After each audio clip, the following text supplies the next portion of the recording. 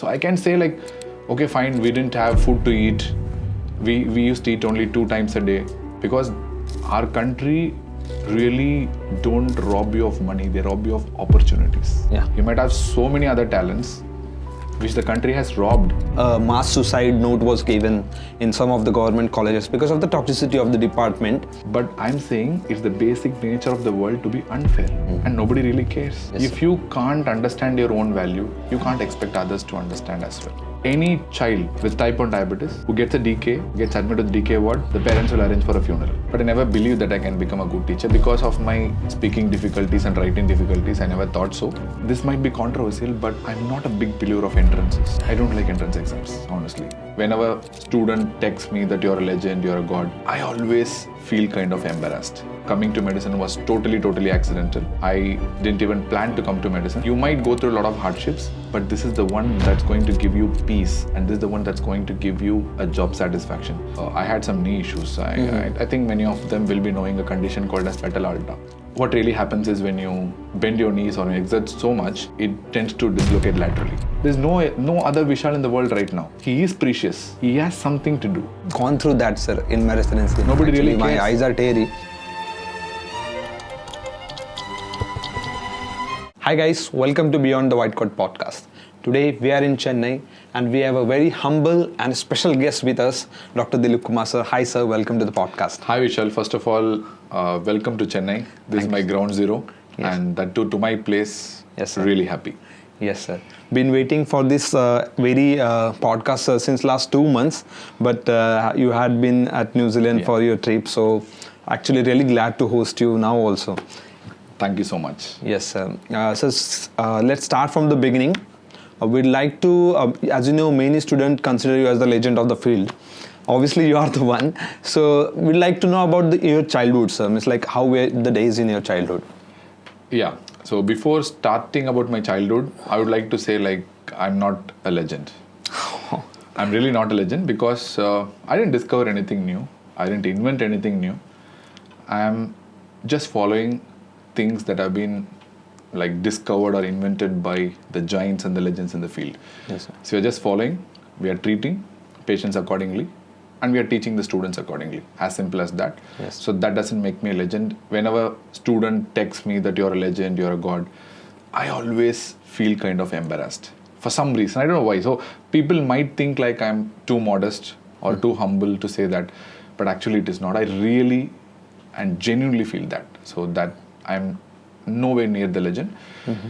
But nevertheless, thanks for your compliments. No, sir. You are the most humble person I've ever met since now. Since being to Chennai, guys, sir has been helping me and in many ways. And the studio is also sirs. So definitely you're the most humble person and definitely you're the legend also, sir. I don't know what to say, but thank you so much, Vishal. Thank you so much. Yes, all right. I'm not buttering up the things over here, but really it coming through the heart actually, experiencing this positivity and humbleness from the sir. So definitely it's coming through the heart, guys. Thank you so much, Vishal. And coming back to my childhood. Yes, so you have been asking about... it's like what were the struggles primary in the childhood? Definitely you must have been through something, right? Everyone's child has some sort of difficulties as we grow, right? Yeah, again, I have a difference in opinion in that. Yes, sir. I would not say struggles basically, but maybe what I went through. So that would be an appropriate term. Yeah. Because I used to feel that why I'm getting affected in so many things right from my childhood. What was the issue, sir, primarily? Yeah, but I used to think like that. But later on, what I realized is the struggles that we call are not really struggles. There are so many people who are really struggling. If you really look at them, I have looked at them like later on in my life. A lot of people like that. But I felt like what I went through is nothing compared to what people are going through. And so I can say just what I went through rather than calling them as struggles. So to begin with, I didn't have any goals in my childhood. So in the sense like coming to medicine was totally accidental. I didn't even plan to come to medicine. So I was totally kind of an engineering guy. I wanted to become an aeronautical engineer. I entered IIT Roorkee. So I was an aeronautical engineer, and there are a couple of people who changed my views, and because of them, I came to medicine. I will not say I regret that decision, because I really like the decision which I have taken, because I'm in a position where I can help people. Yeah. So that's why I don't regret that decision. But initially I was an engineering guy. But sir, how the transition occur from IIT Roorkee, which is a prestigious institute, right, to the medicine, to MD medicine? So how did the transition and the change of the mind happen, sir? There are two people who are really important in that. So one is my mother. So my mother always used to say like, you have to create a difference in the society, no matter what. So even if you go to IIT Roorkee, become an aeronautical engineer, I don't know whether I would achieve or not, I am not very sure about it. But even if I achieved something, according to my mother, she said, yes, you could have taken country to great heights. Yeah. But who's going to help the people Like or actually in need. Yeah, in need. And probably in the most rural areas, or probably in the areas where they cannot be helped. So in those situations. So that kind of touched me sometimes. So, I mean, it's like that hit me hard, so that I really wanted to create a difference in the society. So in the way I see people, in the way I treat them, or in the way I look at them. So everything. So it's kind of like I have to create a difference in the society. That's what I wanted. And the second one probably is one of the VIT professors. I don't even know him as of now. So it's just 1 hour of conversation I had with him. Yeah. And right now I don't know where he is, but really I should thank him. Because at that point of time, he said like, yes, you can become an aeronautical engineer, but trust me, you will not regret the decision to become a doctor. That's what he said. And he said like, you might go through a lot of hardships, but this is the one that's going to give you peace. And this is the one that's going to give you a job satisfaction. And this is the one that's going to give you a kind of a good sleep in the night. Yes, satisfaction. So satisfaction when you do something good in the day, so you sleep well in the night. So he said so many things, and I got really carried away by that. And in 1 hour, I changed my decision. So I discontinued aeronautical engineering and came back to MBBS. Great to know about that, sir. And we are very lucky that you did that. In the part that we are learning medicine from you, definitely. Yeah. So since childhood, what was your attitude towards the educational aspects? Were you all into the sports, or you wanted to be, something else? Yeah, I was into sports because I am totally a cricket person. I like two sports. One is cricket and second is table tennis. Nice. Both, I would not say I'm excelled at, but I was trying to excel. I did well maybe at the state level. So I was doing well in fact. So, but unfortunately, when I was studying 12th standard, I had some knee issues. I think many of them will be knowing a condition called as patella alta. Yeah. So it's a congenitally high patella. Okay. So what really happens is when you bend your knees or exert so much, it tends to dislocate laterally. Oh. So I tend to get recurrent lateral dislocations of the patella, so both the knees. So I didn't know what's happening really. At one point of time, it was so common for me that I just tend to relocate the patella myself and I start playing. Yes. Because it's childhood, I didn't know anything about it. Yeah. So I thought maybe it's a natural phenomenon. Then over time, I started experiencing a lot of pain because I am a fast bowling all-rounder. So I come into that kind of a cadre. Nice. So because it's fast bowling, it's heavy work. And whenever I land on the crease, that time my back knee bends up. Right. And it buckles and the patella dislocates. Okay. And it started happening every single over I bowled. Right. At one point of time, I couldn't bear the pain. So I told my mother, we went to an orthopedician. He diagnosed and ultimately he said you cannot pursue. That was, maybe I felt like that's a kind of a big blow to my life because I thought that was my career till then. And after that, I couldn't pursue with that. And because that was something that's really close to my heart. I don't want to give up on that. But I had to give up because there's no other option. The only option was patelectomy at that point of time. That's what the orthopedician said. And if you do that, you can't do anything after that and the knee will be flexed at 15 degrees C permanently. So we can't do anything about it. So anyway, I had to discontinue competitive sports. Yes. I can play a little now, but not to the extent of competitive sports. Yes, sir. Sir, I'd like to, as we have this segment, it's called as personality test in the podcast, where I'd be asking you some question. It will be rapid fire round. We'll have to choose one of the other option, and I'll need a brief explanation that why you are that type of person. Okay. Yes, sir. So the first question would be, sir, are you a day person or a night person? Night. Okay, why, sir? Means you have been studying throughout the night only. I'm trying to become a day person because I know the hazards of studying in the night, hazards of being awake in the night. It's not really good. You pump in a lot of cortisol and epinephrine at a time where you're not supposed to. Right. So basically, that's not a good thing to do. But I became a night person just because I felt comfortable in the nights. Yes. Because I can stay away from the world. Right. So no distractions, no sounds, no calls, no messages. Right. Like everyone will be sleeping and you can do your work. Yeah. That's why. Second would be, sir, are you a book person or a movie person or kind of now? Kind of both, I would say. I like movies. I see a lot of movies. In fact, like there was a point of time when I was doing postgraduate, I used to see like 3 to 4 movies a week in theaters. Nice.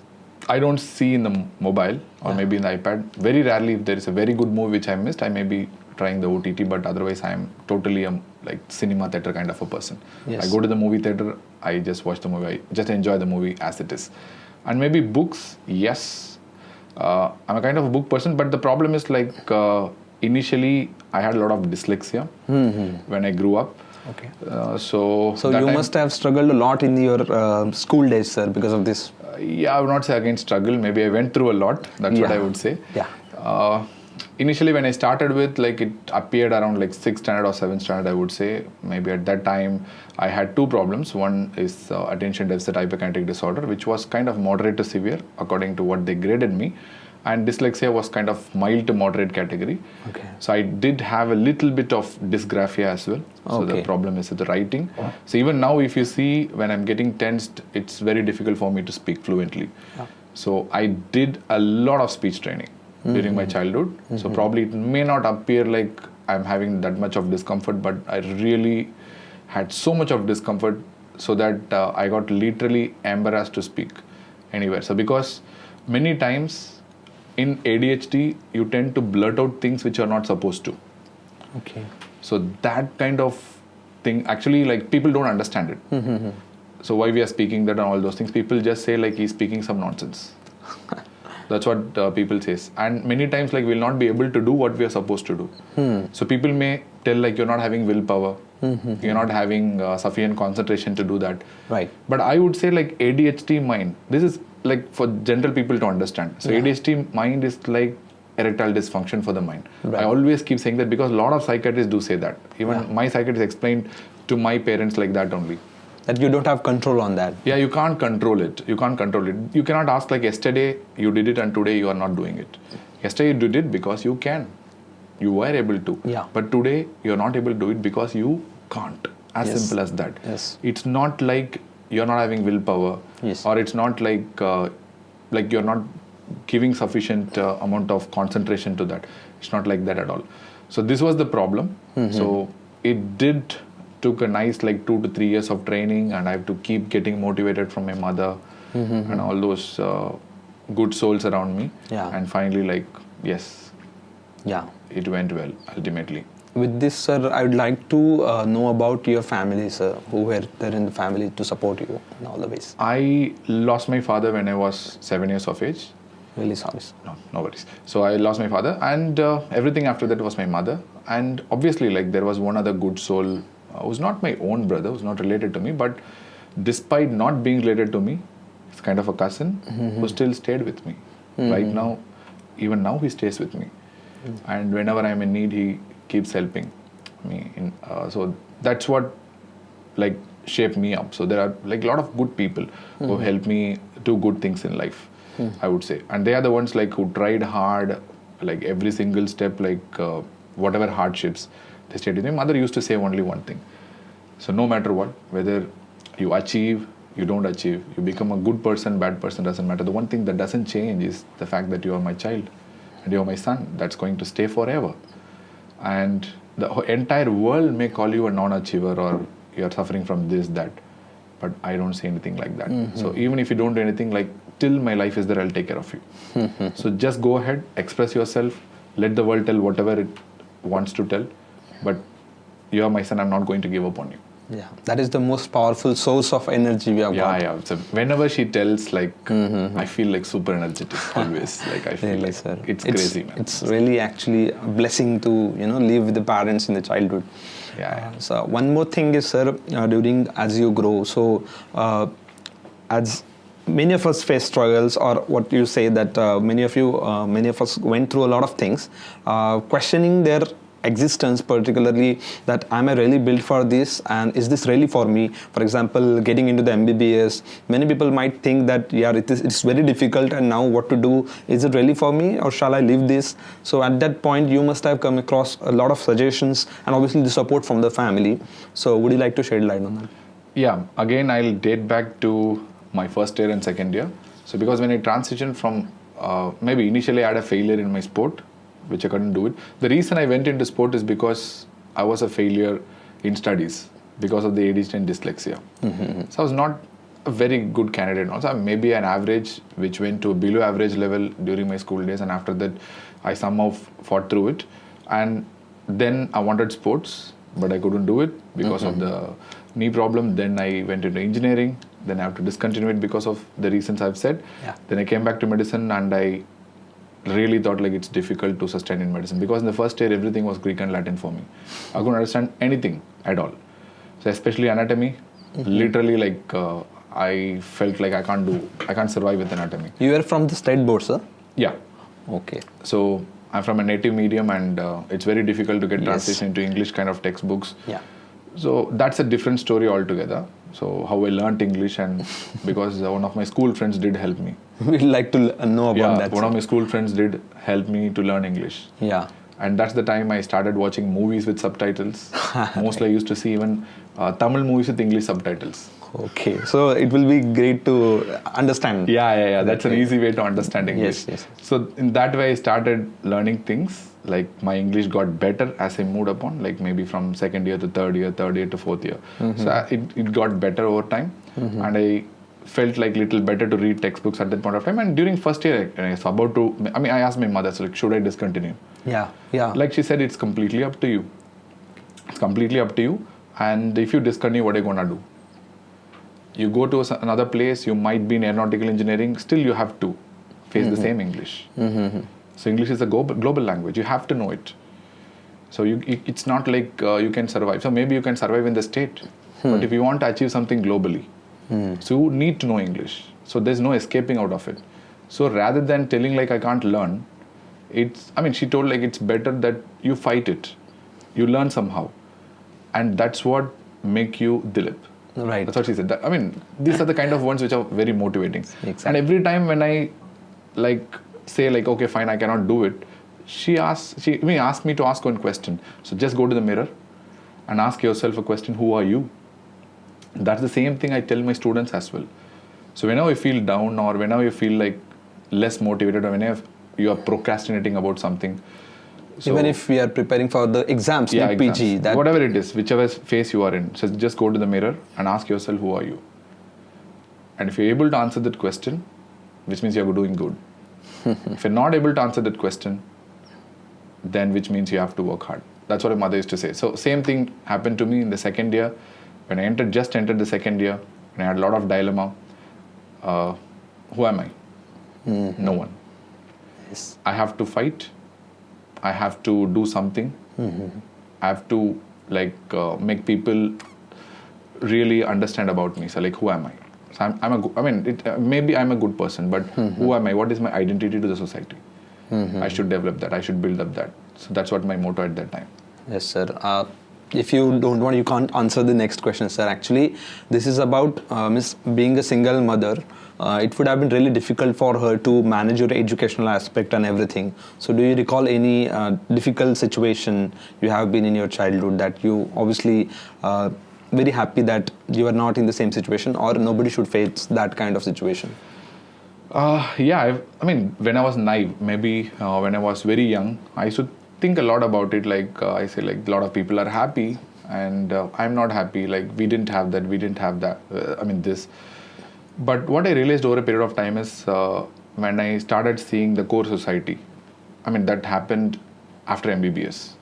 So I started seeing the core society. I worked in some different places like CMC, Vellore and all those places. We tend to go to a lot of mission areas, mission hospitals and the remote areas.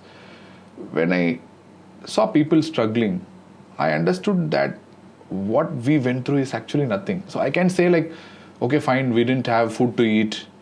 We used to eat only 2 times a day. We used to spend, I can stay, really speaking, like in my first year, hardly I had 80-90 rupees per day to spend. In that I have to eat 3 times. I have to take care of my transport in the bus, and I have to take care of my stationaries with 80 to 90 rupees per day. So this is what I was supposed to spend. But that time I used to get really angry. So why it's me? So why should me be me?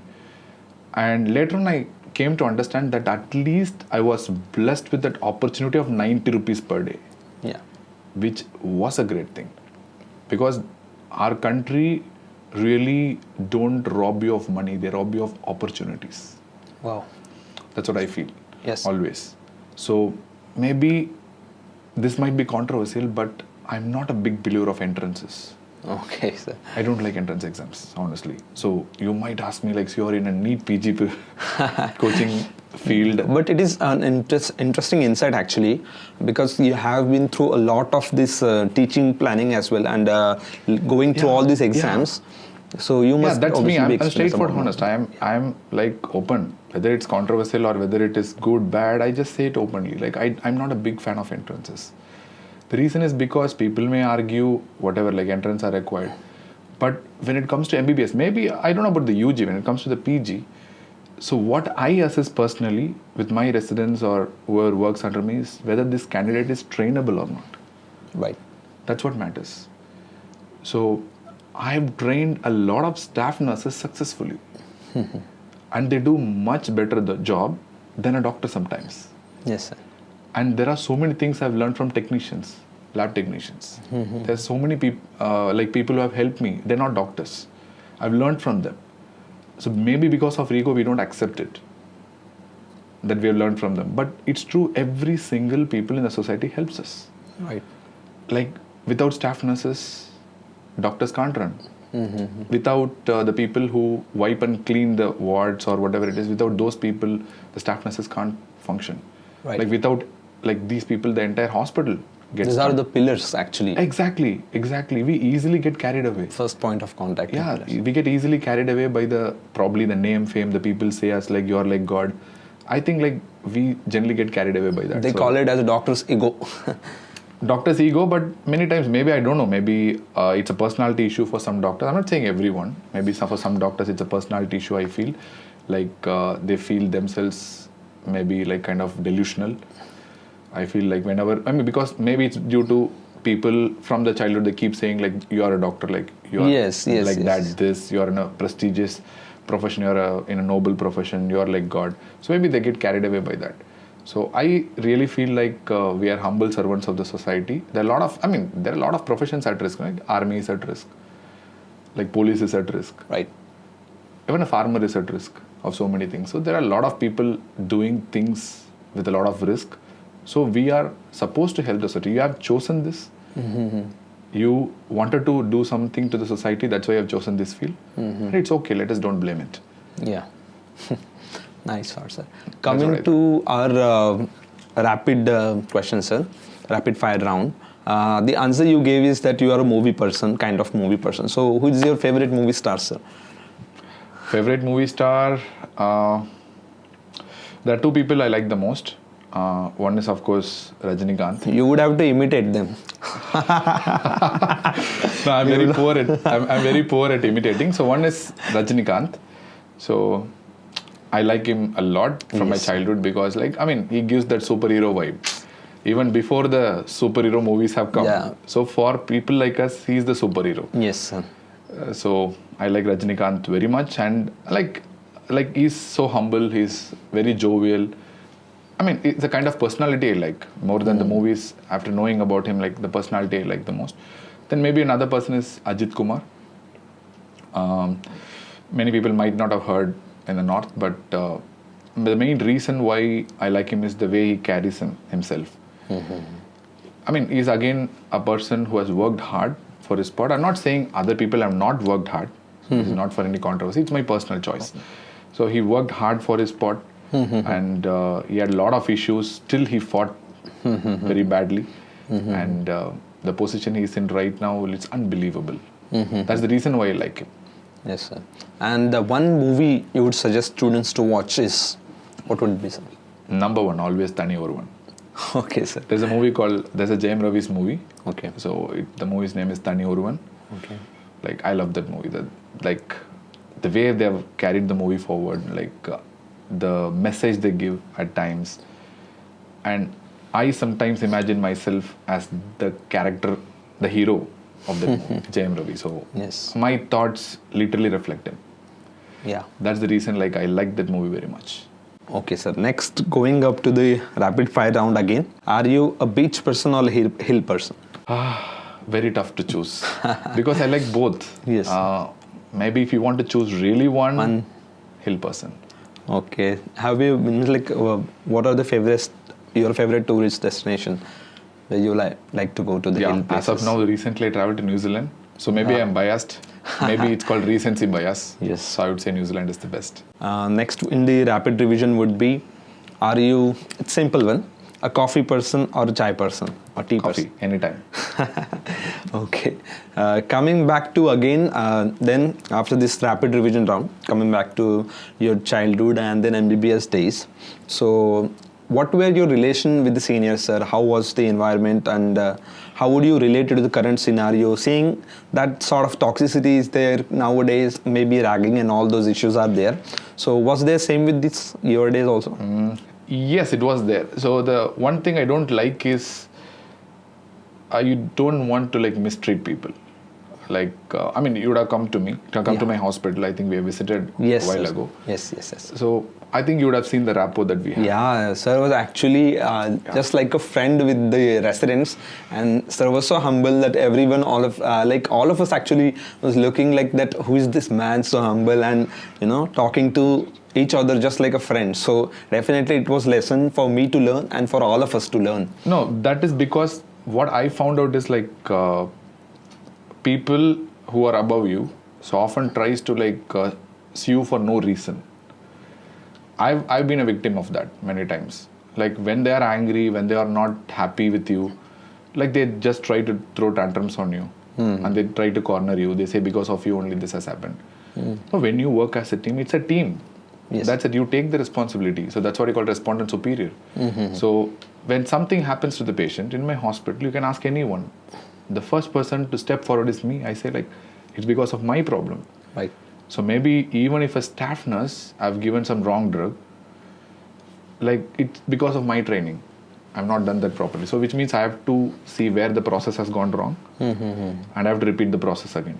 Maybe if they're keeping on repeating over and over again, maybe it's different. So there are only two things that we generally try to do, when we are trying to train someone. So if somebody is not trainable, either try to train them again or remove them. Right. That's it. There's no point in blaming people or there's no point in cornering people. I've been a victim of that many times. So people try to corner me, people try to say you are the reason for that. And people mistreat very badly. I don't want to do that, really. I don't have that toxicity. Yeah. And during my postgraduate days also, I can say it boldly that I'm the first person to take a decision that first year residents, when I was senior, second year postgraduate, the first year residents have to sleep in the night, even during duty days. Yes, sir. And this is something I can say very boldly because everyone in my hospital knows it. So I was one of the first persons because I thought the first year residents are often cornered.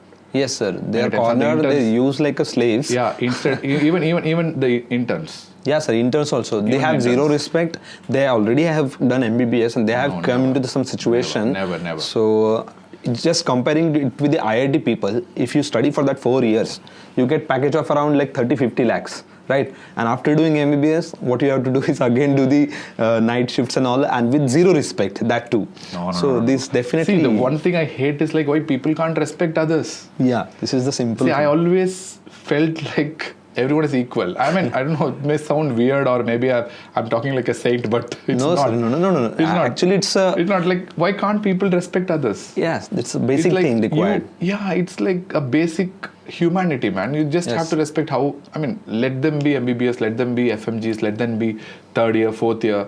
It doesn't matter, you just respect those Even guys. government and private colleges, people do discrimination. Shit, man. I absolutely hate it. Like, Exactly. that's a basic courtesy. See, for example, one of the consultants right now in my hospital, right now is my colleague. He was an intern once upon a time. Okay. He was my intern, he's very close intern to me, and he's my co-consultant right now. So he joined the hospital. Even the management said, like, we don't want to take him as a consultant. We first want him to work under you as a junior consultant. Or maybe like a SHO. Yes. That is senior health officer. So something like that, and we don't want him as a consultant. I just literally fought with him for almost a month. I said nothing doing. He has completed MD. Right. And he is joining here. He should be a consultant. He should have equal rights as that of me. Exactly. And he is a consultant. I can say it boldly because he might be watching that as well. So he is a consultant right now. So I always feel like there's no point in creating that inequality and indifferences. I'm not got hurt by that. Nobody disrespected me because I was very friendly with anyone. So in fact, that creates a good rapport. The team becomes very strong. And whenever I'm out for classes, these are the people who really take care of my patients. Yes, sir. Rather than telling them it's your duty to take care of the patients, give them the responsibility. Yeah. You take care. It's Yes, your sir. patient as well. But actually, sir, this scenario is really strange as coming to the government center. You must have heard that recently a mass suicide note was given in some of the government colleges because of the toxicity of the department. And I don't know, there is a hierarchy in everything in the government colleges. We're talking about residency particularly. So what do you think that what should be changed? I'm just asking you, supposedly in an imaginary scenario, suppose you be the health minister, you got the opportunity to now, bring the change in the community, in the field of the medicine. What one change you would be bringing to, kill this hierarchy? See, the problem is like, these are soft issues. These are in your thoughts. You can sign, you can do whatever you want, but people have to change. See, I don't like two things in life. One is discrimination, and second is comparison. Right. Each and everyone is different. Right. You cannot compare people. Yes. See, how can you decide like if he doesn't study, he's a bad person, or if he doesn't study, he's fit for nothing? Yeah. He might have so many other talents, which the country has robbed of the opportunity. Because he has not got the opportunity, he didn't become a doctor. Right. As simple as that. I was blessed with an opportunity. I was blessed with my mother and maybe my brother. So they struggled so hard for my education. There are a lot of kids who might not be blessed with that opportunity. And it doesn't mean that they're fit for nothing. And how can you brand someone like that? So, it's all about that discrimination and comparison. Yeah. So I feel like once you lose that discrimination and once you lose that comparison, you as a person will be personally happy. Yes, sir. That's what my thoughts was. Yeah. Like, even now, the problem is like the society puts a lot of discriminative potential in your mind that it's very difficult to come out of it. Really difficult. Really difficult.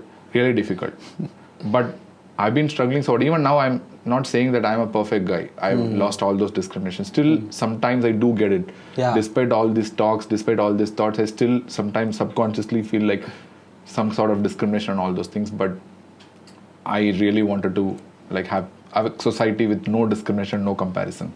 That's what a happy society is all about. So coming back to your question, I really feel like even if I become a health minister, you might say like, okay, fine, residents have to sleep in the night first year, interns have to sleep in the night, you have to put duties accordingly. Still, like, that's not something based on a signature. Right.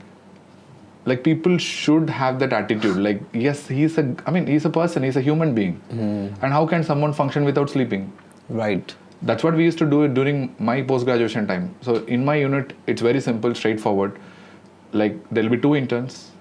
In the night, one has to sleep for 4 hours minimum. Right. 10 to 2, 2 to 6, this is a shift they have to take. It has to be like that. It has to be like that no matter what.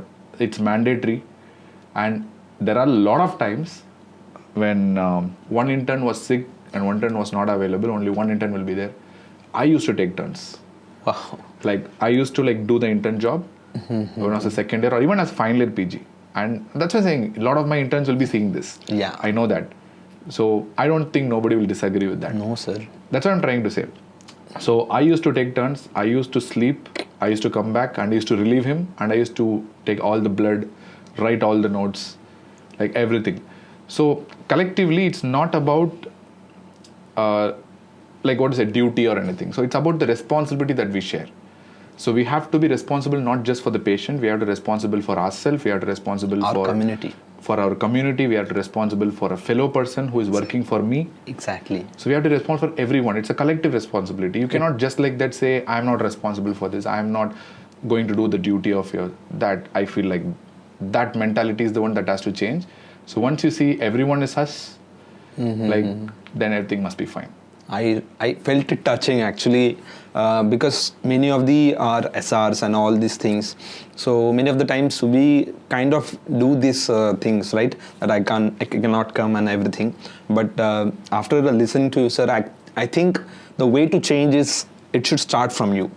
Yeah, that's why I like one Michael Jackson's song. The song is called Man in the Mirror. Yes. I love the song. I'm a big fan of Michael Jackson as well, yes. MJ, because of so many reasons. Yeah. He was a king of pop. Yeah. He's And songs will be like phenomenal, lyrics and all, phenomenal everything. Songs. Yeah. You have to look at the lyrics most importantly. Yes. In that, there is a song called Man in the Mirror. Yeah. So he would say like, if you want to change the world, look at the man in the mirror. And make a change. Yes, so sir. the change starts from within yourself. You cannot change. I always feel like the first step in changing the world is from within you. So you Yes, cannot sir. keep preaching others. So if you want to change something, you be it first. Yes. That's what it is. I don't know whether I'll be able to change the entire world or entire society. So I'm no one basically. Yes, So sir. I'm just a part of the society. I'm just an insignificant human being maybe. But what I can do is at least keep my people happy. And they should not feel that I am a toxic person, or they should not feel that I am mistreating them. They Yeah. should not feel disrespected because of me.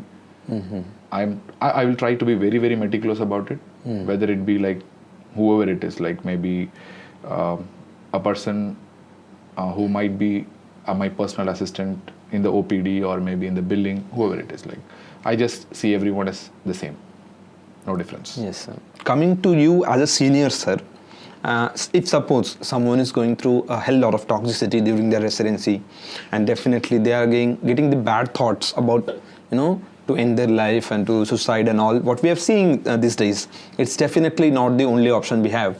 So what will be your advice to them, sir? You are much better than any of those thoughts. Exactly. That's what I would say. Like you don't know your true potential. So that suicidal thoughts mostly, like it's because we feel that nobody cares for us. Yes. I And mean, there's no other way. I don't know about others' perspective, but my perspective is that we feel like nobody cares for us. And it is true, honestly speaking.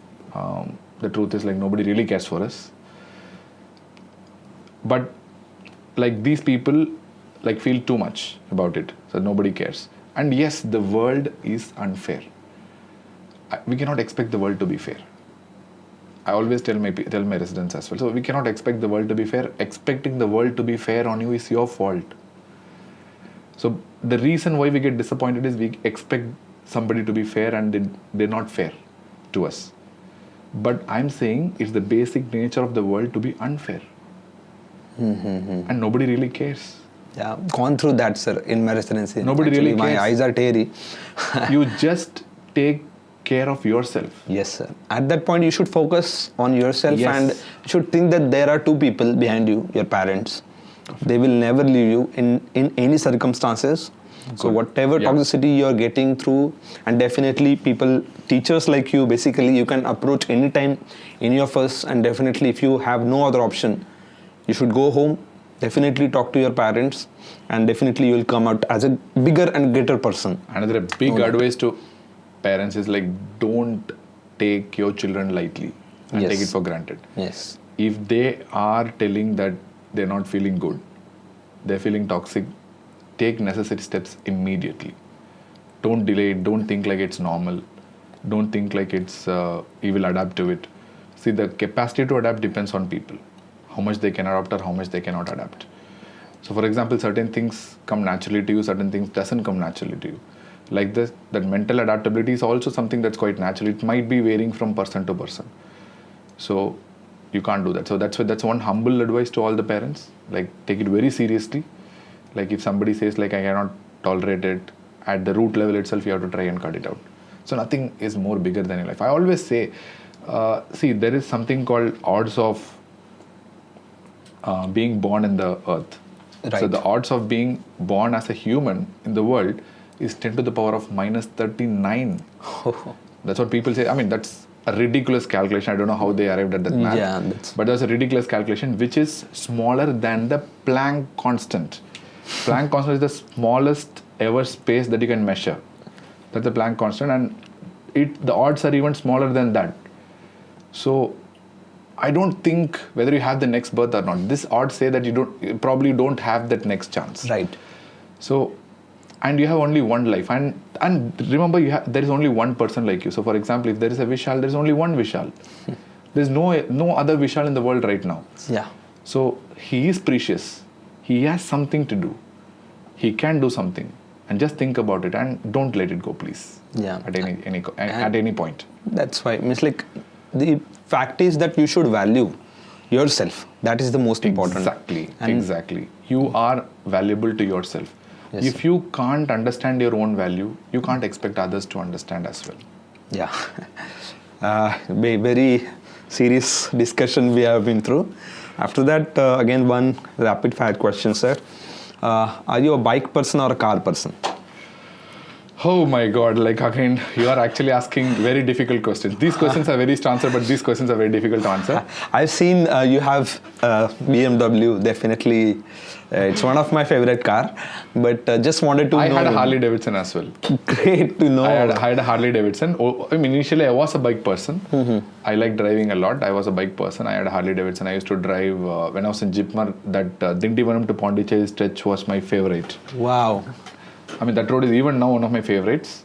Yes. I used to drive crazily in that road with all the gears. And after that, slowly I became a car person. Maybe because of the need, because of the weather.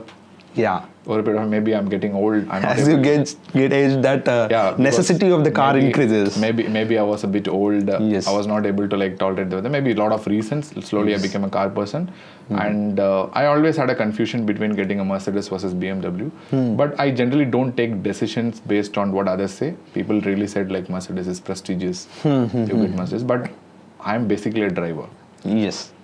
I drive cars. Yeah. I just want to drive. So among all the cars, the best feel I got is with the BMW. Yes, sir. So that's why I got. I just went for it. That's it. Yeah. And so, which is your dream car? Everybody has one. Honestly speaking, again, I don't have dreams. Yes. I don't have goals. Yes. If you ask me what I'm going to do after 3 months, I don't know.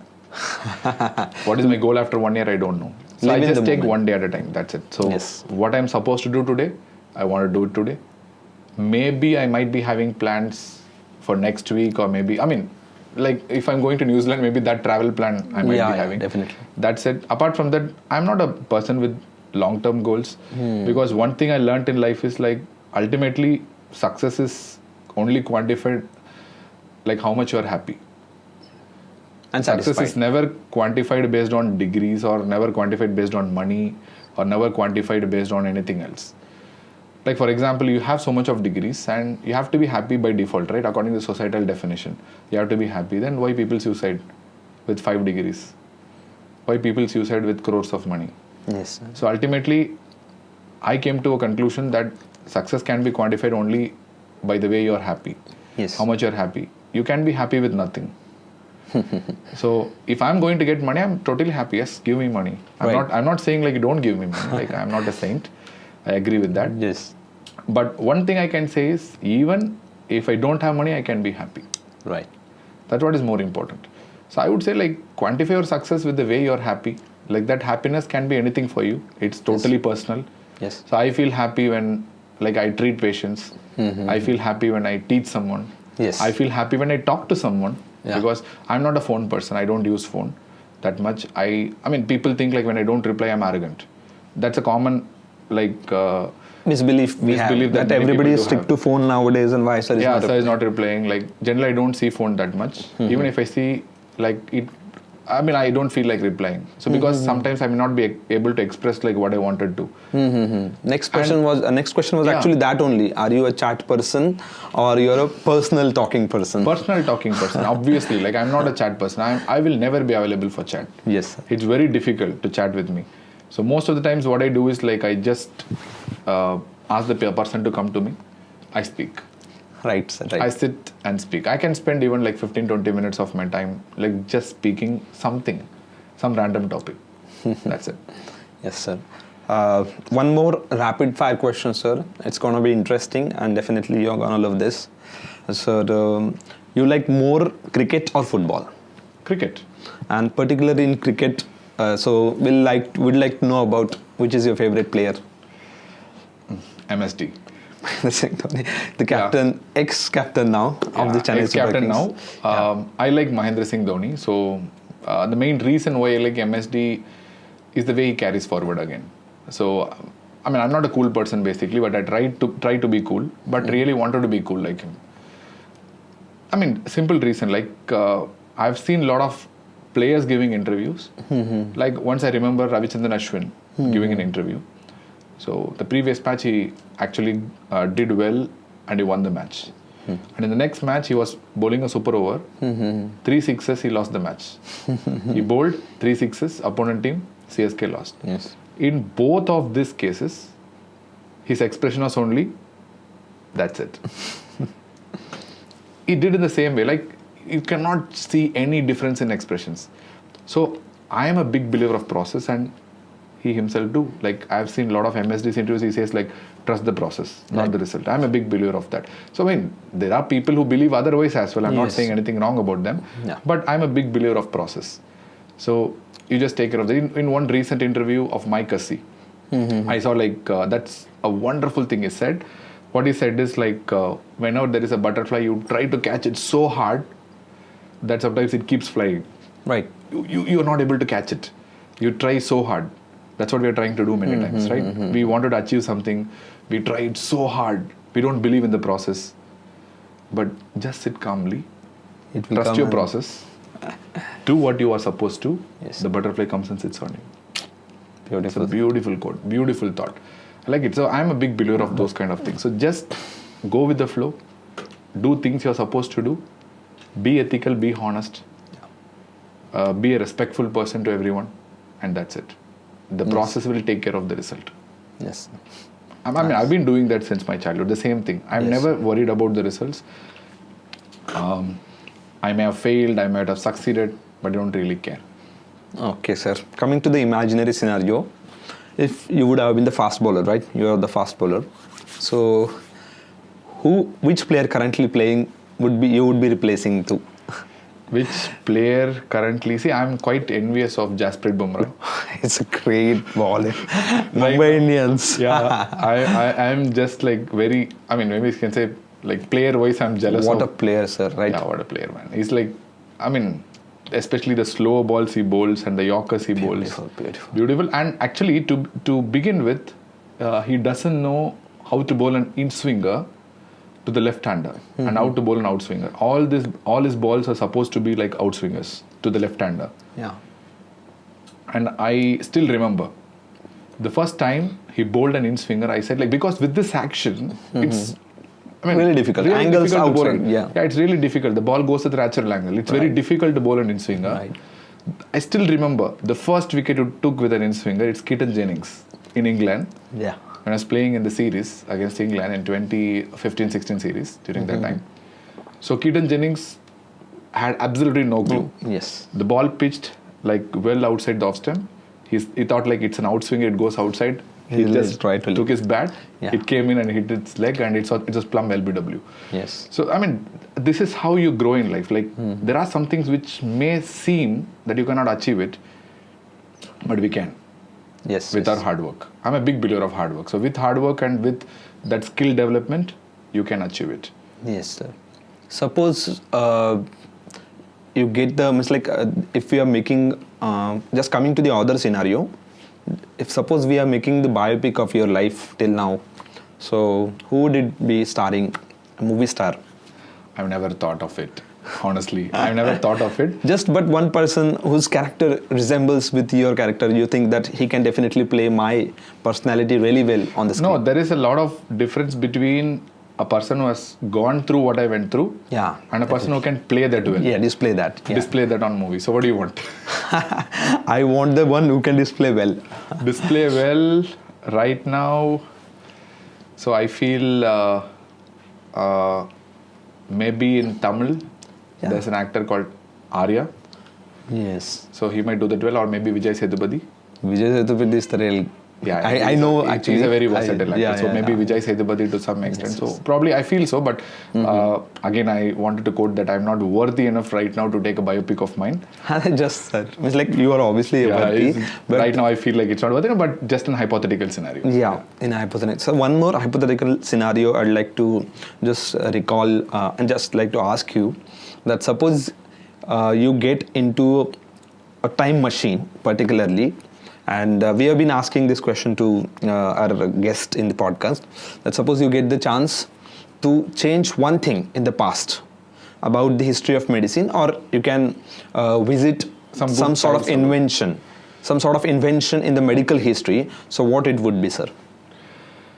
I'd go back to the time in 1923 when insulin was used for the first time. Wow.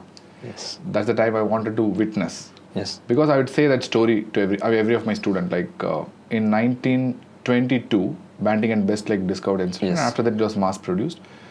And till that time, you don't believe in, till that time till 1922, any child with type 1 diabetes who gets a DK, gets admitted to the DK ward, the parents will arrange for a funeral. You know what I mean, right? Yeah. So parents will arrange for a funeral, which means it's like a death sentence. Yes. The first time a child got admitted to DK, it's a girl, it's on 12, 13 years. I still remember don't remember the name exactly, but it was a girl who got admitted with DK, and first time they've used insulin, and the child came out alive of the DK ward. Right. And that child waving the hand to their parents. The photo of it's still there in every single endocrinology department. Yes. Everywhere you go. Yes. That's one point in history which made the entire world turn towards allopathy. I would even say me right now are practicing allopathy because of that time. I want to visit that time. It's actually goosebump. I want to visit that. I want to visit that time. Yes, so sir. That's a phenomenal, monumental Millions moment and millions of lives have been saved because of that. And to add, that's the reason I say yes, sir. You can't treat a DK without insulin. Yes, sir, definitely. You can't. You can't treat a DK without insulin. And those guys were so humble that they didn't even patent that insulin production. Yeah. It was free for everyone to use. And look at how much we have progressed. Exactly. It was 3 to 4 times a day insulin. Yes. So right now there is onwards trial going on, where there's an insulin called Icodec, which is a weekly once insulin. Yes. We have progressed so far that we are going to use a weekly once insulin in the future. And it's doing really well in the trials. Yes, sir. Okay, sir. My next question is quite interesting. Suppose you get to again go to back to your MBBS days and in your residency, and now apart from medicine, you have to choose one subject. What that could be, sir? Surgery. You would like to be surgeon? I would have been a surgeon because I actually wanted to be a surgeon. Yes. Actually, that's a calculated decision. So I like medicine as well, but it's quite eccentric. People who like medicine, they say they don't like surgery. Yes. People who don't like surgery, they say they don't like medicine. It's not like that. So I do like both. In fact, my idea was to become a surgeon. And I was one of the guys who studied the entire Sabiston textbook of surgery during my final year. Wow. I completed both the volumes. Even 3-4 times I would have read. I'm not really exaggerating. I would have read 3-4 times because I liked surgery that much. Yes. But later on, it was a calculated decision because of my knee issues. I was not very sure that I would be able to stand for longer duration. The surgeries, or I would be able to take the brunt of it or not. So that's the reason I chose medicine. So if it's not medicine, 100% surgery. Nice to know, sir. Nice to know. Next question is even more interesting, sir. Suppose you get chance to have one superpower. What it would be, sir? One superpower, that would be I want to erase all people's discriminative potential. I don't want people to discriminate. You will be Thanos.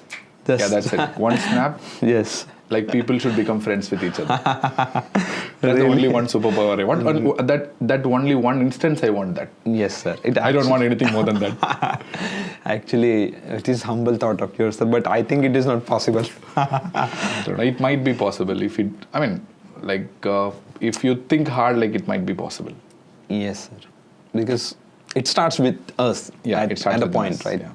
Sir, we would like to know that if you were not a doctor, what other profession? Obviously, you would have been an engineer, but not an engineer or doctor. What would have been, sir? So I had a lot of options in my mind. First, I wanted to become a cricketer. I told you. Yeah, but that got ruled out. That got ruled out. Then I want to become an aeronautical engineer. That got ruled out. Yes. So maybe I would have been one of these two. Yes. Otherwise, I really don't know what would have been. Yes. As you say, that live in the moment, right? Yeah, exactly. Just live with the moment and go with the flow. Don't think of anything else. That's all. Yes. How life takes you, just go with the flow. Yes, sir. You usually travel to all the parts of the country, right? For the classes and all. Yeah. So any particular part apart from the Tamil Nadu you like the most? Or where do you feel a very friendly and a familiar environment, sir, in the country? Maybe Vizag. Okay. Vizag is one place which I liked it very much. Yes, sir. Maybe I'm biased. I mean, literally, Yes. obviously, it might be some sort of bias as well, but I liked the way people interacted with me over there. So Okay. people were quite humble and they were very helpful. So I felt like, Yes, sir. I mean, there are a lot of other cities. I mean, we cannot generalize anything, right? Right. So we cannot generalize anything. There are like people who really want to help you in many places in the country. Yeah. So, but I felt like in Vizag, like that bond was very good. Yes, sir. Hearing all about your MBBS days, sir, we all actually want to know that at what point you started teaching and who really, made you through this way of to be a teacher. It was quite accidental, I would say. In 2015, during that time, I started teaching, but I never believed that I can become a good teacher. I used to teach my interns during my post-graduation time, and they do compliment me, like they say, like, sir, you teach very well. But I never believed that I can become a good teacher because of my speaking difficulties and writing difficulties. I never thought so. But there was one changing moment, I would say, like when I met Dr. Devesh Mishra. Yeah. I think everyone knows he's a pathology teacher. Yes. So he's a very good pathology teacher, in fact. So when I met him in 2015-16, during that time, I don't remember the exact date though. So in airport, I accidentally met him. That time, he was just asking, what are you doing, Dilip? I said, like, say, I've completed MD medicine and I'm just like practicing right now. He asked me, like, why can't you teach? I said, like, I'm not very confident, sir. Like, this is very new to me. I don't know whether I'll be able to teach or not. Right. He said, like, you just try. I'll give you a platform. I'll just give you an opportunity. That time he started something called Prime Institute, and he said, like, okay, fine. I'll give you an opportunity. You just start teaching. And first class, I took in Chennai. And students gave an excellent response. Nice. And probably that was the changing moment, I would say. I was not at all confident, and after that class's reviews, I became very confident Yes. in teaching. I started believing that I can be a good teacher. Yes, sir. But being a successful teacher obviously has a lot of hard work, right? So what level of hard work you must have gone through? I mean, I like studying. Yes, sir. Basically, like I like studying new things, not just because I want to teach. I want to become a better person. Because when you study, you like improve automatically day by day. You become a better person. You are not the same person like before, right? Yes. So improve the next day. So that's what I want.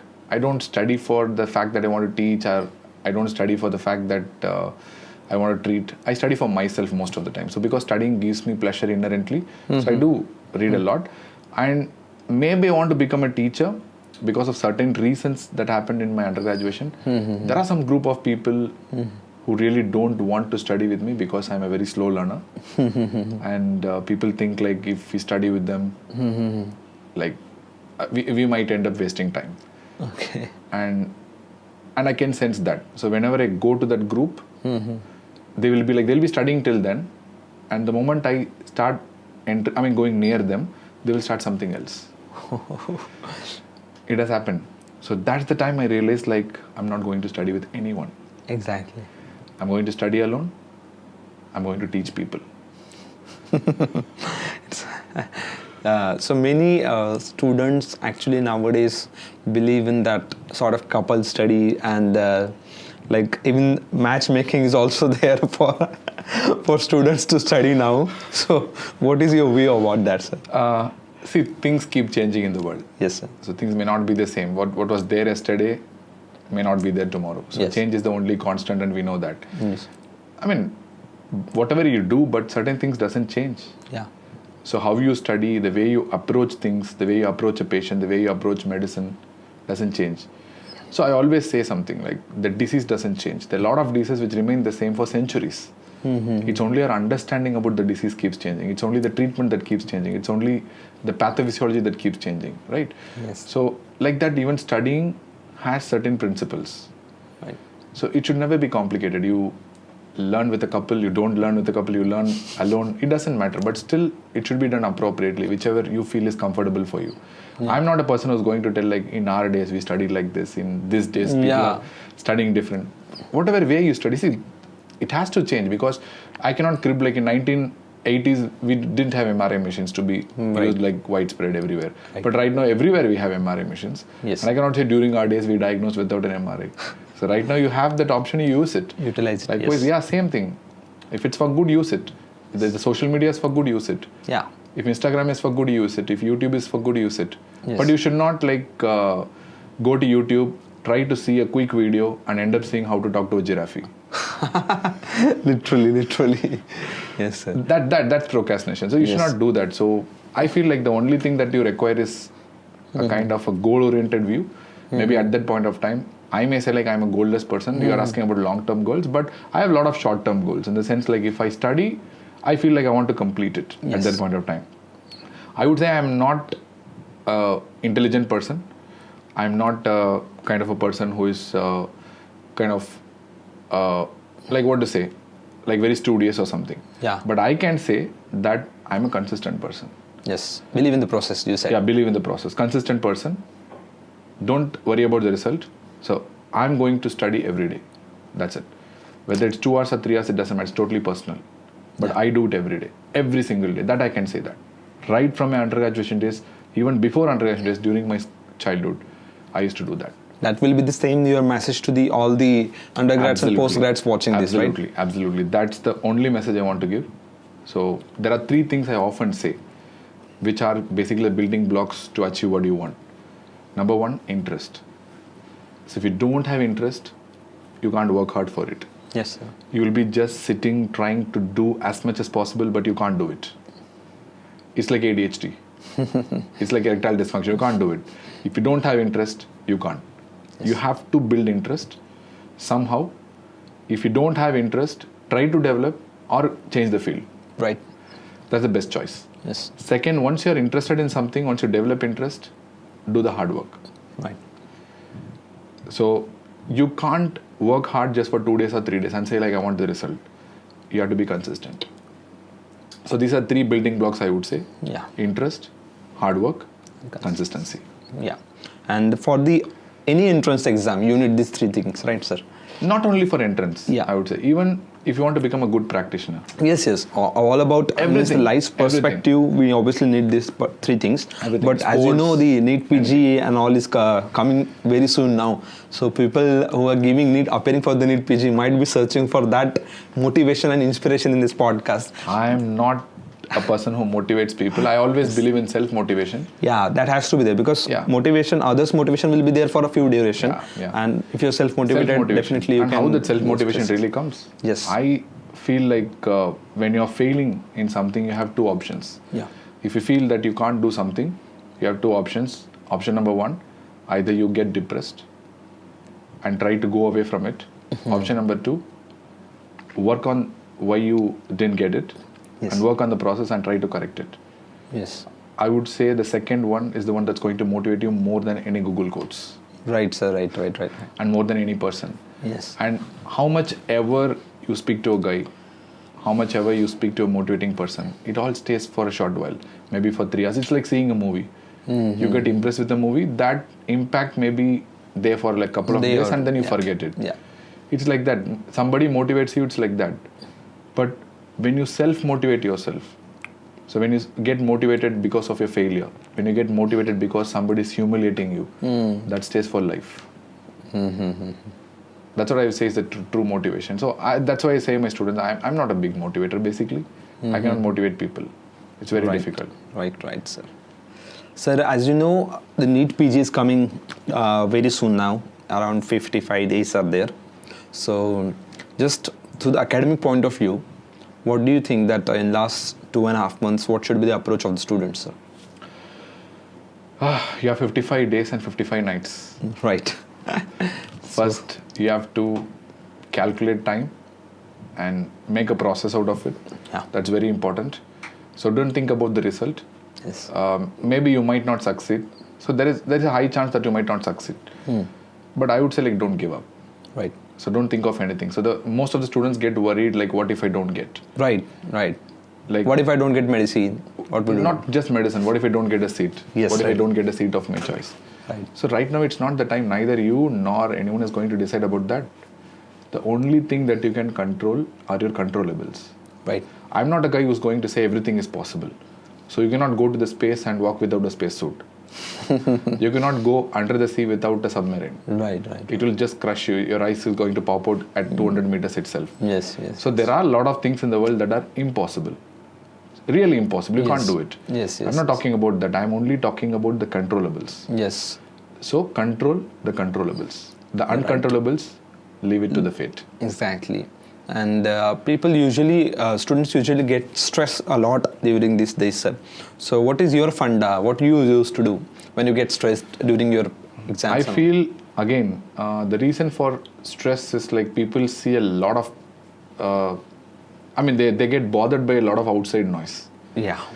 That's the problem. So distractions, the social media, the peer pressures. Yeah. They compare themselves with others. And they're in a soup.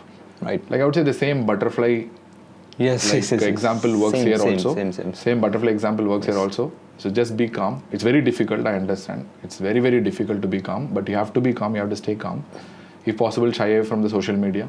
That is one of the main distractions. Yeah, shy away from the social media. Yes, I'm basically a social media away person. I do post certain things, but only educational content most of the times. But I see, or maybe I spend very little time in the social media. I don't spend that much time. So it's better to shy away from the social media. Just concentrate on what you're supposed to do. If you're feeling stressed, talk to your parents, talk to your siblings, maybe talk to your relations, whatever, girlfriends or boyfriends. You just talk to them, but don't fight. Obviously. If you waste 2 days in fighting in this crucial period. This is the time where you get fights very frequently and often. Yeah, because both are pissed off on the studies and all, easily get triggered. Your mindset is not stable. Right. So your mindset may be very wavy and fluctuating. So try to be calm and don't fight, and try to talk in a positive way. So I decided during my undergraduation itself that if I speak about a person, I either speak good or I'm not going to speak about them. Yeah. So that was my approach. Very simple. So when you speak negatively about someone, it negatively impacts you as well. I always think about it. Yes. So that's the reason whenever I speak to someone, about someone, either it will be positive and good, or I won't speak about that person. Yes, sir. But absolutely, you must have faced a lot of negativity through a lot of people. Even a simple thing, that's what I would say. Even a simple thing. A friend might come and say that, I'm not sure that I'll be able to crack or not. I'm very scared. That might negatively impact you. Yeah.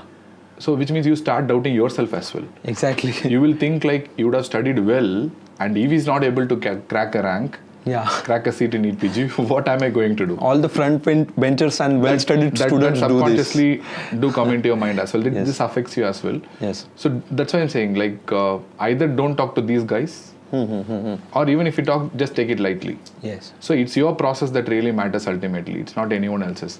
So when I'm stressed, that's what I told. I just speak to people. Because speaking to people in a very natural and normal way, non-toxic and a positive way, gives you positive vibes. Right. And you can carry that forward and start learning, even if you're stressed so much. Right. Or do things that you like. So whenever I'm stressed, I used to play cricket. Yeah. Whenever I'm stressed, I used to listen to music. I used to watch movies. You do have time, right? Yeah. So for example, a person spends so much of time in social media, and you can utilize that time effectively for doing something he likes. Right? Maybe that... everyone right now uses 2-3 hours of social media, right? But at least bare minimum, even a person who's preparing for NEET PG or INSET, it doesn't matter. Even if you calculate very meticulously, even he will be wasting that much time on social media. So that time he can even watch one good movie that he likes. Yeah, even Mark Zuckerberg must not be using that much of Instagram that all of us are using right nowadays. The content, it's all, the algorithm is actually working to distract you for longer duration. Yeah. They want audience for the longer duration, but it should should be from within. The algorithm works like that, just like that. Yes. And the problem is like too much of anything is not good. Yeah. Like for example, they might think like they might learn some quick mnemonic. They might learn some quick hacks from Instagram. Yeah. They might follow a channel. Yes. But it doesn't work that way. Right? You might follow some good channels, all right. Health with PG, sir. Yeah. Please subscribe to Health with PG. Yeah. No, sir. Just telling, sir. No. Means your channel is phenomenal. I'm not saying about. I mean, I'm just saying like there are so many small channels. Yeah. People keep creating small profiles. People keep creating and they keep posting. And the problem is like when you see so much, your mind inherently gets confused. Yes. You don't know which to follow, what to follow, what is correct, what is not correct. So this is what we call as information overload. Yeah, it happens. So right now people are actually suffering from information overload. Yes. So during our days, we didn't know how to access information. Only source of information is the textbooks. Right. Right now people are having so much of information everywhere, but they're not able to process it. It's beyond their comprehension. Yeah. So try to avoid that information overload. Stick to your content. Just trust your content and trust the process and move on. Exactly. Compilation of the source is the key to get any rank, right? Yes. During preparation nowadays. Yes. Because you have 10 number of apps, 10 number of different notes are there. Yes. And you obviously the human mentality is like whatever I have read till now is of no use. And I will have to learn it from like other apps or other websites or whatever. So that's on a good note. Yes, sir. Like you said, I will say like Cerebellum app. Subscribe to Cerebellum. Definitely, sir. Definitely. I mean, like that is there, sir. Some of the apps are there, which obviously gives you inside and out aspect for the exams, and definitely they guide it through these steps as well. No, I've been saying this for long. So I mean, because this topic has come, I've been talking about it. Like from the beginning, I used to say that there are, very few people really want the students to succeed. Yeah. I found those kind of people in Cerebellum. That's the reason I like them the most. I got so much of other offers as well, which I cannot disclose. But ultimately, I chose Cerebellum only for one reason, because the vision that I've seen there is very different from rest of the people. Right. So they really wanted the students to succeed, irrespective of like what else goes around. So whenever they have conversations with me, I can feel that, right? So whenever you have a meeting or when I have a conversation, always felt they talk only about one thing: what should be done to make a student score better. This is the only first point in the conversation. Every time, every meeting I've attended. Even we used to attend that gala dinners, gala meetings, the anniversary meetings, where they dance and everything. But still, even before the meet, which is not disclosed outside, right? Even before the meeting, they will have the PPT to say like how to make a student life better, how to make it easier, how to make it more concise, more crisp. Like I've never seen a team that thinks 24/7 like this. Yeah. I'm not exaggerating, seriously. This is what they think 24/7. Like, I felt crazy. Like, even I don't think that much. Right. So probably that's the reason I like this team. But it's not flattering or too much exaggeration, but this is the truth. Yes, sir. Now moving to some serious topics, sir. Starting as a teacher and being a teacher for the longer duration, many of the times you might have got negative, remarks from some of the other faculties. Or I don't know about that. Or many students also, kind of abuse and all those things tend to happen in the social media and YouTube lives and all. I don't know about that. But has that happened with you anytime? Yeah, it has happened multiple times, honestly speaking. Our profession is quite tough. Yes, sir. It's not that easy. People criticize it so easily and very fast. Yes. And they don't understand the work behind it. So most of the times. So maybe even if small thing goes wrong, like they just straightforward criticize you. Right. So even from the faculties, which has happened. I've faced it a lot, and even everybody would have faced it. It's not like just me. But only thing is we have to take it very constructively. Yes, sir. I'm saying again, you can only control the controllables. Yes. As I said, we cannot expect the world to be fair. Yeah. So world is inherently unfair, and if there is somebody fair in the world, thank them. Yes. and be grateful to them. Yes, sir. That's what I mean. So just take the criticisms constructively, and there are students who give a constructive criticism as well. So for example, when I took class for the first time, I was pondering too much about multiple sclerosis because that time I was a topper in the neurology. Right. In the super specialty entrance. So during that time, I was so much into neurology that I know so many things about multiple sclerosis, and I was teaching extensively about multiple sclerosis. And in the entire neurology, which I covered for 9 hours, I took MS alone for like 3.5 hours. So one student rightly pointed, even though, every student said it was phenomenal class, but one student rightly pointed out that you have wasted so much time on multiple sclerosis, where you could have spent time on some other topics. Right. Important topics for exams, and MS is so important for INICT only. NEET PG, very few questions will be asked, and that will be quite easy as well. So that student rightly pointed out, and I still like that feedback. It was from Hyderabad. Right. Focus on the positives. Exactly. So that was a positive feedback. I am not going to be an egoistic person to think that is a bad feedback, and who is he to comment on my lecture. I'm not like that. So if it's a constructive criticism, just take it and move forward. I would say these kind of feedbacks only is going to improve you over time. Right. After that, I consciously try to divide my time equally into most of the topics. I don't ponder on something which I like the most. I tend to keep shifting from topic to topic within a short span of time. So maybe that's what I'd say. Take criticisms very constructively. Yeah. So if you feel really they're abusing you for no reason, just ignore them. Right. Ignorance is bliss. Right. Yeah, ignorance is bliss. So my next question is, if you get chance to move abroad, other than India, which country you would choose? I'm not very sure because I've not been to any country practicing. So even people outside India, they say they're struggling. Right. Especially to cope up with the society, cope up with the workload, a lot of monetary issues. A lot of things are popping up now. But if you ask me, a couple of countries, maybe Canada. Okay. To some extent, and maybe Germany, another country. So because there are some of my friends who do really well in Germany. Okay. They're doing well. So only thing is about the language. You have to learn the language. So maybe third and fourth options will be Australia, New Zealand. Yeah, Australia and New Zealand. New Zealand. So these are the 4 countries I would prefer as of now, but something that keeps changing. Yes, yes.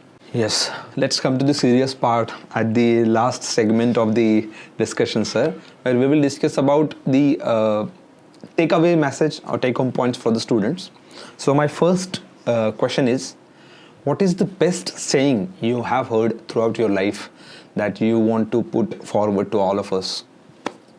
There is no fate unless you make it. Wow, really great, sir. There's no fate unless you make it. So, yeah, I believe in that. Yes, sir. Believe in the process, and definitely you will make it. Yeah. Yes, sir. Even if you don't make it, doesn't matter. Yeah. Because you have done the process right, that should give you happiness. Yes, sir. Yes, totally. Next question after this beautiful quote, sir. How do you measure success in your life? What are your point of measures that, yes, if at this point I'm successful now? Whether I'm happy or not. That is the best part. You already told, right? Yes, whether I'm happy or not. That's how I measure success. Yeah. Ultimately, if I'm not happy with something, I'm not going to pursue with it. And that's it. I don't quantify success by how many people follow me or how much money I earn or how many assets I have. So it's all about whether I'm happy or not. So the way I am right now, I have to thank the people around me. Right. They are ultimately responsible for what I am. And ultimately responsible for the fact that I'm happy. That is actually the next question, sir. Who would be the top 3 people in your life you would be thanking always that for your all achievements and success? I told my mom. Yeah. Number 1, my brother. Yes. Number 2, number 3, my wife. Yes, sir. Okay, sir. Second last question for all of our viewers after this actually breathtaking podcast. We got to learn so much things about you, sir, and definitely all the life's messages we got through that. Just wanted to know about everyone has that some sort of thing that I want my personality to be like that when I'm not here. So I just wanted to know about yours, sir, that what legacy you would like to leave behind when you retire? I might retire early, honestly speaking, because I'm basically a family kind of a person. I just want to stay away from the noise. So I might retire early, but the only legacy I want to leave maybe is the way you treat people. Like, be better in treating people. So, see, our country doesn't need good doctors right now because knowledge is everywhere. Right. You can get knowledge through anything and everything. There's so much of sources. But what we need is good people, good humans, good human beings. So that's what I believe. So if you ask my legacy, I would be like, leave a good human being behind. Really nice thought, sir. Final question for the day, for the podcast. We have been discussing since long time, and definitely all of our viewers really liked this episode. Final thing is, what is your takeaway message to the audience? You can describe in a 3-pointers way that they have to remember these 3 points to achieve their goals and to be always motivated during their preparation.